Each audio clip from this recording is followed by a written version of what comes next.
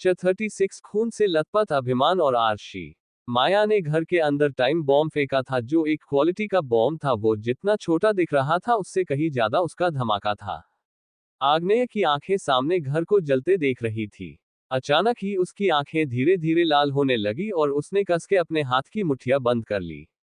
उसने कुछ पल सामने जलते हुए घर को देखा और फिर तुरंत सर घुमा माया की तरफ, जो सामने जलते हुए घर को देख तिरछा मुस्कुरा रही थी। माया का तिरछा मुस्कुराना देख आग्नेय का खून वॉल्केनो की तरह उबलने लगा। उसने कस के अपने दांत पीस लिए और अपने कदम गुस्से से माया की तरफ बढ़ा दिए। वो तेज कदमों से माया के पास आया और उसे कंधों से पकड़ अपनी तरफ घुमाते हुए तेज आवाज में बोला, मिस माया, ये तुमने अच्छा नहीं किया है।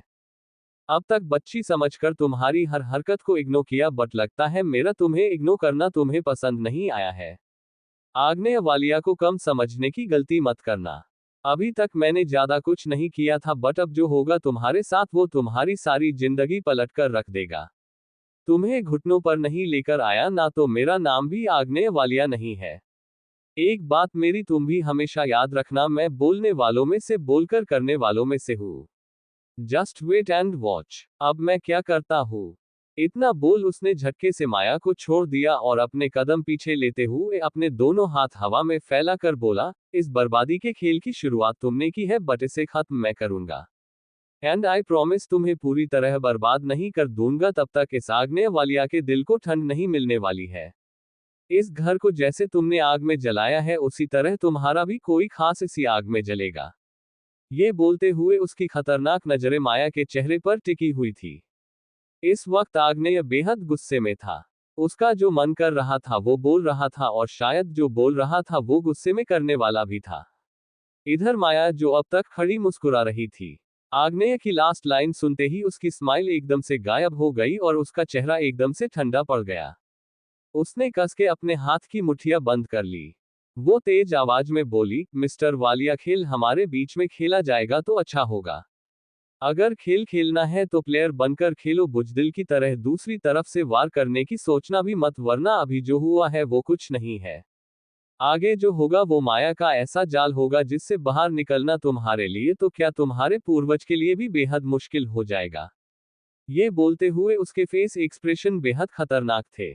उसकी बात सुनकर आग्नेय के चेहरे पर डेविल स्माइल आ गई। वो उसी तरह मुस्कुराते हुए बोला, प्यार और जंग में सब जायज है मिस माया। खेल प्लेयर की तरह खेला जाए या फिर बुजदिल की तरह, दुनिया उसे ही जानेगी जो जीतेगा। जीतने वाले के हाथ में ही खेल की बाजी होती है, यही खेल का रूल है, फिर चाहे कैसे भी जीता जाए इस बात से कोई फर्क नहीं पड़ता है। एक सरप्राइज तुमने मुझे दिया, अब दूसरा सरप्राइज तुम्हें मैं दूंगा, और वो भी बहुत जल्द। ये बोलते हुए आग्नेय की नजरें माया के चेहरे पर टिकी हुई थी। माया गुस्से से आग्नेय को देख रही थी। आग्नेय ने कुछ पल माया को देखा और फिर एक बार उस जलते घर को देख वो तुरंत वहां से निकल गया।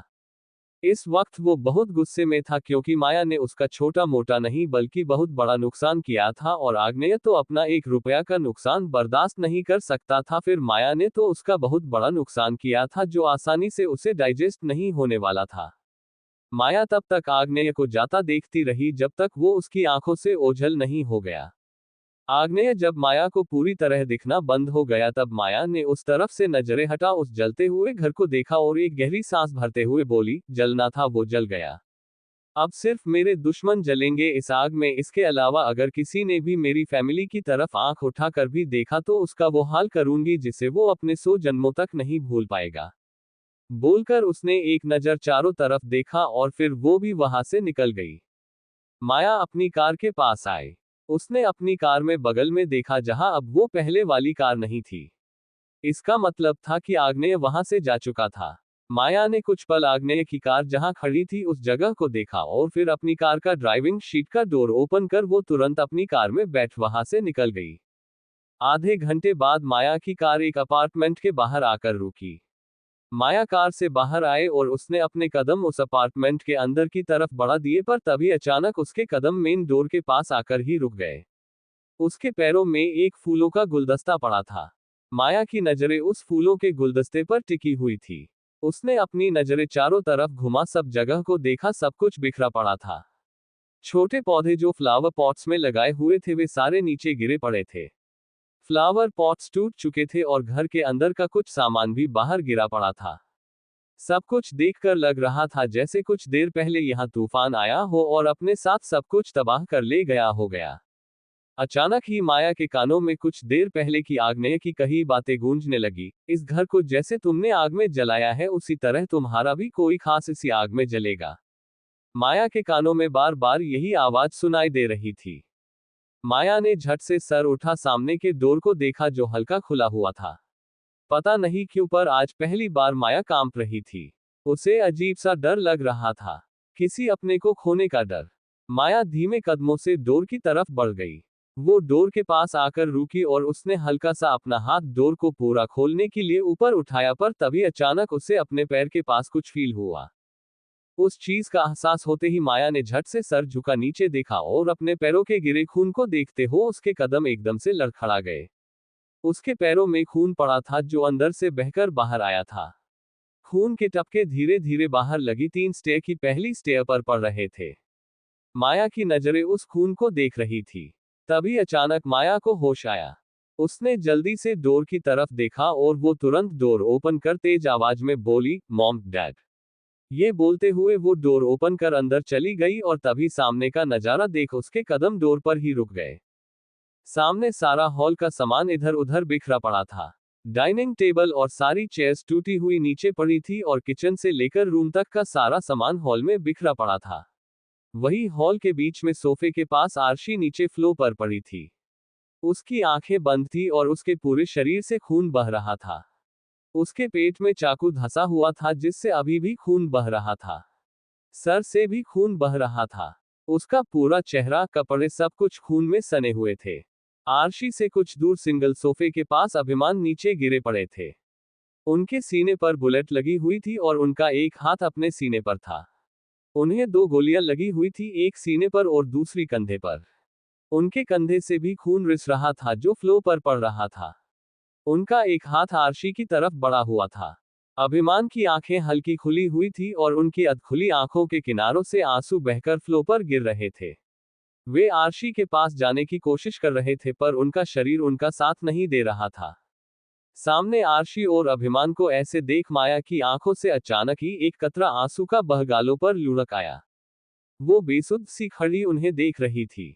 उसे किसी चीज का होश नहीं था। तभी अचानक उसे अभिमान के कराहने की आवाज सुनाई दी जिसे सुनते ही माया अपने होश में आई। उसने तुरंत अभिमान की तरफ देखा जो अपनी कमर पर अपना एक हाथ रखे दर्द में तड़प रहे थे। उनकी कमर में चाकू धंसा हुआ था जो उनके खिसकने की वजह से और ज्यादा अंदर की तरफ धंस चुका था। सामने आरशी और अभिमान को ऐसे देख माया की आंखों से अचानक ही एक कतरा आंसू का बह गालों पर लुढ़क आया। वो बेसुध सी खड़ी उन्हें देख रही थी। उसे किसी चीज का होश नहीं था। तभी अचानक उसे अभिमान के कराहने की आवाज सुनाई दी जिसे सुनते ही माया अपने होश में आई। उसने तुरंत अभिमान की तरफ देखा जो अपनी कमर पर अपना एक हाथ रखे दर्द में तड़प रहे थे। उनकी कमर में चाकू धंसा हुआ था जो उनके खिसकने की वजह से और ज्यादा अंदर की तरफ धंस चुका था। माया जल्दी से अभिमान के पास आए और उनके पास नीचे बैठते हुए उनका सर अपनी गोद में रख लिया। Dad, dad, open your eyes. क्या हुआ डैड आपको? ये सब किसके किया है? माया अभिमान का गल थपथपाते हुए रोते हुए बोली। आज पहली बार था जब माया की आंखों से आंसू बह रहे थे, वरना वो पहले कभी नहीं रोई थी। माया की आवाज जब अभिमान के कानों में पड़ी तो उन्होंने हल्के से अपनी आंखें खोल माया की तरफ देखा और उसे देखते ही दर्द में भी उनके होंठों पर हल्की सी स्माइल खिल गई। अभिमान धीरे से अपना एक हाथ उठा माया के गाल पर रखते हुए धीमी सी दर्द भरी आवाज में बोले, मेरी बच्ची। उन्होंने इतना ही बोला था तभी अचानक वे जोर से खांसने लगे और खांसी के साथ उनके मुंह से खून निकलकर सीधा माया के कपड़ों पर आ गिरा। अभिमान के मुंह से निकले खून को देखते ही माया का चेहरा एकदम से पीला पड़ गया। माया जल्दी से खुद को संभालते हुए बोली, डैड आपको और मॉम को कुछ नहीं होगा। मैं अभी आप दोनों को हॉस्पिटल लेकर जा रही हूँ। आप और मॉम बिल्कुल ठीक हो जाओगे। मैं एम्बुलेंस को कॉल करती हूँ। ये बोलते हुए वो अपना फोन निकाल एम्बुलेंस को कॉल करने लगी पर तभी अभिमान ने उसका हाथ पकड़ उसे कॉल करने से रोक दिया। माया ने हैरानी से अभिमान की तरफ देखा जो अपनी अधखुली आंखों से उसे ही देख रहे थे। अभिमान धीरे से बोले, बेटा मेरे पास ज्यादा वक्त नहीं है। हमारा साथ यही तक का था। तुम अपना ख्याल रखना और हमसे प्रॉमिस करो कि एक दिन तुम पूरे लंदन में हमारा नाम ऊंचा करोगी। तुम बहुत आगे तक जाओगी, इतना कि सब तुम्हें तुम्हारे नाम से जाने।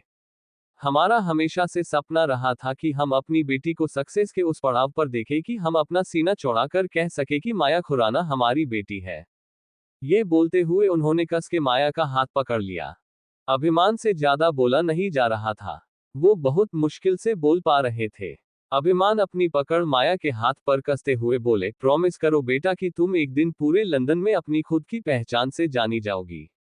ये बोलते हुए उनके मुंह से खून बह रहा था। उनकी कंडीशन बिगड़ती जा रही थी। उनकी बात सुनकर माया जल्दी से बोली, आई प्रॉमिस डैड, मैं आपका सपना जरूर पूरा करूंगी।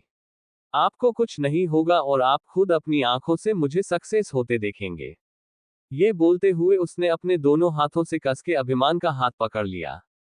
माया की आंखों से आंसू बहकर अभिमान के चेहरे पर पड़ रहे थे। माया की बात सुनकर अभिमान के फेस पर हल्की सी स्माइल आ गई। वो धीरे से बोले, अब मैं शांति से मर सकता हूँ। ये बोलते हुए उनके हाथ की पकड़ माया के हाथ पर ढीली पड़ रही थी और उनकी आंखें धीरे धीरे बंद होने लगी थी। अभिमान की पकड़ अपने हाथ पर ढीली होते देख अचानक ही माया का चेहरा डर से पीला पड़ गया। वो जल्दी से अभिमान का गाल थपथपाते हुए उन्हें होश में लाने की कोशिश करते हुए बोली, डैड, आंखें खोलिए अपनी, मुझे बताइए ये सब किसने किया है? क्या आपकी किसी के साथ पर्सनल दुश्मनी थी या फिर किसी अपने ने ये सब किया है? प्लीज डैड बताइए ये सब किसने किया है? ये बोलते हुए उसकी आंखों में अलग सा ही गुस्सा झलक आया था, जो उसके लिए था जिसने अभिमान और आरशी की ऐसी हालत की थी, जो माया के मॉम डैड की ऐसी हालत का जिम्मेदार था। माया के गाल थपथपाने की वजह से अभिमान धीरे धीरे होश में आने लगे थे। उन्होंने हल्के से अपनी आंखें खोल माया को देखा और वो धीमी से आवाज में बोले, आग इतना बोल अचानक से वे एकदम से चुप हो गए और उनका हाथ माया के हाथ से छूटकर नीचे गिर गया। उनकी आंखें जो अधखुली थी वो वैसे की वैसे ही रह गई और जो वर्ड वो बोलने वाले थे वो उनके मुंह में ही रह गया। माया हैरानी से अभिमान के चेहरे को देख रही थी। उसने एक बार अपने हाथ को देखा जिसमें कुछ देर पहले अभिमान का हाथ था और फिर उसने वापस अभिमान के चेहरे को देखा। माया धीमे से कांपती आवाज में बोली, डैड। ये बोलते हुए उसने अपने कांपते हाथों से अभिमान का हाथ पकड़ उनकी नब्ज चेक की। उनकी नब्ज रुक चुकी थी। अचानक ही माया अपनी जगह नीचे गिर गई और दूसरे ही पल वो जोर से चिल्लाते हुए बोली, डैड। उसकी आंखों से बेशुमार आंसू बहने लगे थे। तभी अचानक माया को आरशी का ध्यान आया। उसने जल्दी से आरशी की तरफ देखते हुए कहा, मॉम। बोलते हुए वो आरशी के पास आए और उसके गाल को थपथपाते हुए बोली, मॉम अपनी आंखें खोलिए। Please mom open your eyes. आंखें खोलो मॉम। ये बोलते हुए वो आरशी का गाल थपथपा रही थी पर आरशी कोई रिएक्ट नहीं कर रही थी। उसकी सांसें तो कब का उसका साथ छोड़ चुकी थी। आरशी को कोई रिएक्ट नहीं करता देख माया की आंखों से और तेजी से आंसू बहने लगे और दूसरे ही पल वो जोर से चिल्लाते हुए बोली, आग्नेय वालिया, तुम्हें तो मैं छोड़ूंगी नहीं। मेरे मॉम डैड के साथ ये सब करके तुमने अच्छा नहीं किया है। तुमने मुझसे मेरी सारी दुनिया छीन ली है। इसके लिए तुम्हें बहुत बड़ी कीमत चुकानी पड़ेगी। ये बोलते हुए वो जोर से बिलख कर रोने रही थी। उसने कस के आरशी को अपने गले से लगाया हुआ था। उसके सारे कपड़ों पर अर्शी और अभिमान का खून लग चुका था।